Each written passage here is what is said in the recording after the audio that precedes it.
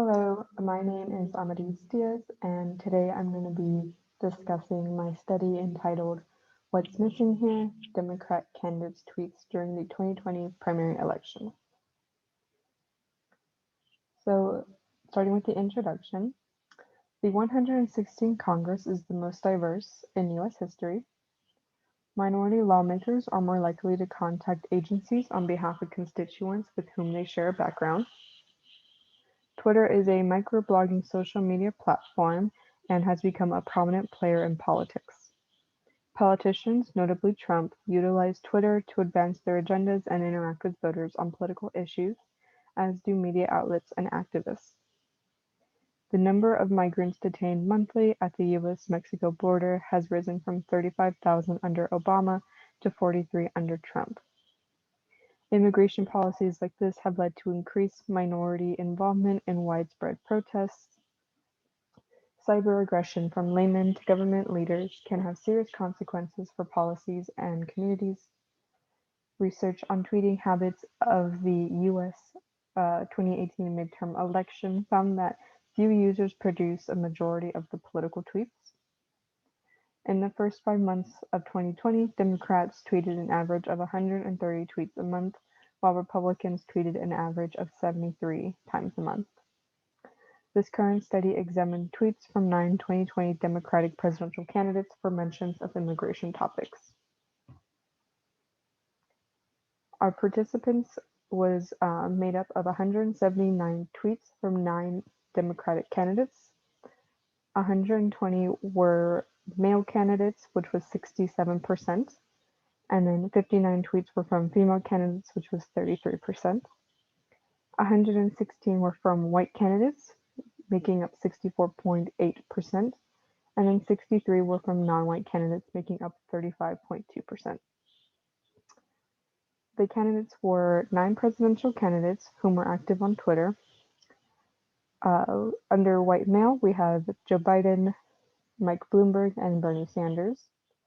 Under non-white male, we have Cory Booker, Julian Castro, and Andrew Yang. For white female, we had Amy Klobuchar and Elizabeth Warren. And then for non-white female, we had Tulsi Gabbard. Our procedure, so 9 research Twitters were built several weeks before tracking. This was done to avoid looking fake and raising any suspicions.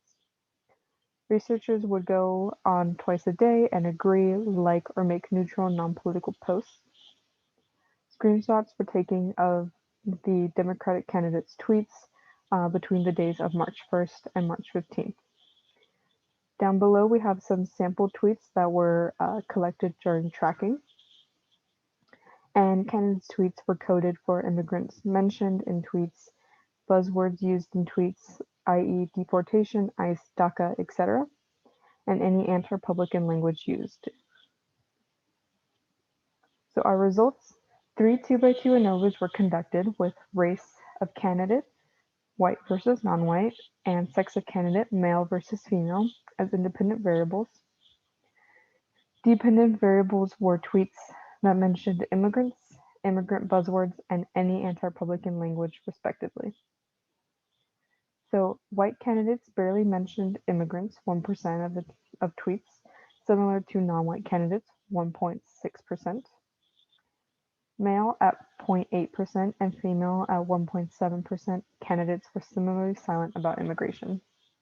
Obviously, Twitter is not being used to discuss key issues like immigration. White candidates used buzzwords 0.9% at the same amount as non-white candidates, which was 4.9%. Candidates also do not appear to be rehashing words from the media. The only difference in tweets was the partisan nature of how candidates used Twitter. Non-white candidates used significantly more anti-Republican language, 17.7% of tweets, than white candidates at 6.9% of tweets. Female candidates used significantly more anti-Republican language at 30.8% of tweets, than male candidates at 8.3%. Candidates who represent marginalized groups, such as females and minorities, are more hostile towards the majority. There was also a significant interaction between candidate race and candidate sex. Non-white females tweeted using significantly more anti-Republican language, 41.2% of tweets, than non-white males at 8.9, while white males tweeted using a similar small amount of anti-Republican language at 8.0 than white females at 4.9. Candidates who represent a marginalized sex as well as a marginalized race tweeted in a very partisan way. So immigration was a key point during the midterm election. Male, female, white, and non-white candidates avoided tweeting about immigration during what is considered a crucial point in the midterm election. Twitter is a new medium in political campaigns, and candidates were apparently concerned with offending potential voters by using buzzwords or addressing immigration. Candidates appear to be more concerned with using anti-Republican messages during Super Tuesday. This may represent a strategy used across media platforms.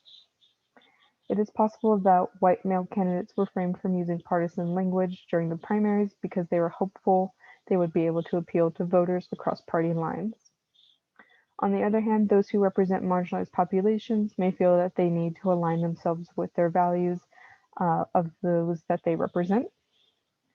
Candidates who represent two marginalized groups may feel that they have nothing to lose by using anti-Republican language. The nominee Biden continues to avoid using partisan language while the VP nominee Harris uses anti-Republican rhetoric. Future studies can look at pattern changes as we see more representation of non-white and female candidates discussing issues that are important to their constituents. And they could also look at recent events that have made it clear that Twitter might be misused in inciting riots, and future studies should examine this. Limitations. Due to the time limit in which the study took place, we were not able to analyze politicians' reactions to more recent events regarding hot topic issues such as the recent Black Lives Matter protests in 2020. And we were unable or unsure whether tweets were crafted by candidates themselves or if they were created by individuals hired to monitor and operate their social media accounts. Here's our list of our references. Thank you all so much for clicking on my poster today. If you would like a copy of a poster for yourself, please email Dr. Tiffany Sia at tsia@tlu.edu. Thank you.